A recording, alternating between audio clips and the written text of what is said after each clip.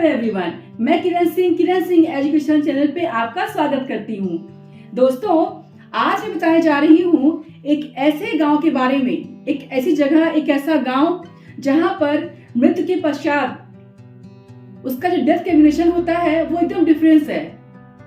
आज क्या है, हमारे देश में मृत्यु के बाद या तो शवों को दफनाया जाता है या फिर जलाया जाता है, लेकिन आज से 3600 से लेकर के 2700 साल पहले जो समय था, बीच का समय था, उस समय इनाम गांव में शवों को दफनाने की एक अलग ही प्रक्रिया थी। उस समय शवों को जलाया नहीं जाता था, शवों को दफनाया जाता था। वो प्रक्रिया एकदम अलग थी। जो आम व्यक्ति होते थे गांव के, उन्हें तो घरों में उनको भी दफनाया जाता था मृत्यु के बाद, ठीक है। और उनके साथ खाने पीने की कुछ वस्तुएं रखी जाती थी। जैसे अगर मांस खाना है, मांस खाता था व्यक्ति तो बकरी रख दी गई और कुछ अनाज रख दिया गया, ठीक है, कुछ सिक्के वगैरह रख दिए गए आदमी के हैसियत के अनुसार, ठीक है। और पानी घड़े में करके पानी भी रख दिया जाता था, क्योंकि उनका मानना था कि मृत्यु के पश्चात भी एक जीवन होता है। तो जो व्यक्ति जिसकी डेथ हुई है वो क्या खाएगा, क्या पिएगा, इसलिए उसकी जरूरत के सारा सामान उसके शव के साथ रखकर उसे घर के अंदर ही, ये मेन बात है बच्चों, घर के अंदर ही शव को दफनाया दिया जाता था। और इनाम गांव का जो मुखिया होता था, उसका घर 5 कमरों का बना होता था।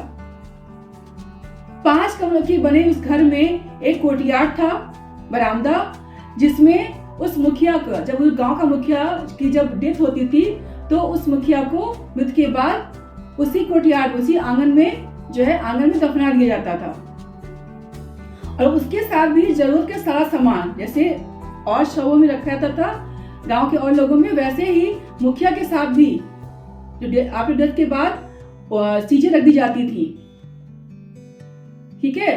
कभी बकरी हो गया, भेड़ हो गया, ठीक है, ये सारी चीजें, खाने पीने की चीजें हो गया, अनाज हो गया, पानी हो गया, ये सब, और कुछ पैसे हो गए, सिक्के हो गए, ज्वेलरी हो गई, ये सारी चीजें रख करके उस मुखिया को दफना दिया जाता था घर के अंदर, ठीक है। लेकिन आप सोचेंगे कि मैं तो ये बता रही हूँ कि इनाम गांव में शवों को घर के अंदर दफनाया जाता था, तो फिर मुखिया और उसमें क्या अंतर है?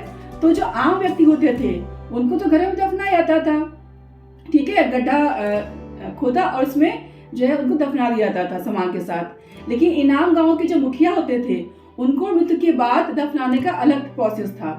उनको एक मिट्टी के संदूक में, बक्से में उनको लिटाया जाता था, ठीक है।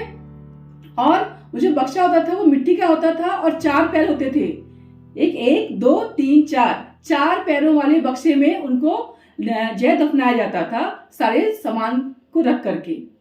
तो ये था आम व्यक्ति में और इनाम गांव के मुखिया को दफनाने में अंतर। और जब शव को दफनाते थे तो उनका जो सिर है वो उत्तर की तरफ रहता था और पैर दक्षिण की तरफ। और ये जो इनाम गांव है ये भीमा नदी की सहायक नदी घोड़ नदी है, उसके किनारे पर ये गांव बसा हुआ है, इनाम गांव, जो आज के महाराष्ट्र के पुणे शहर में स्थित है।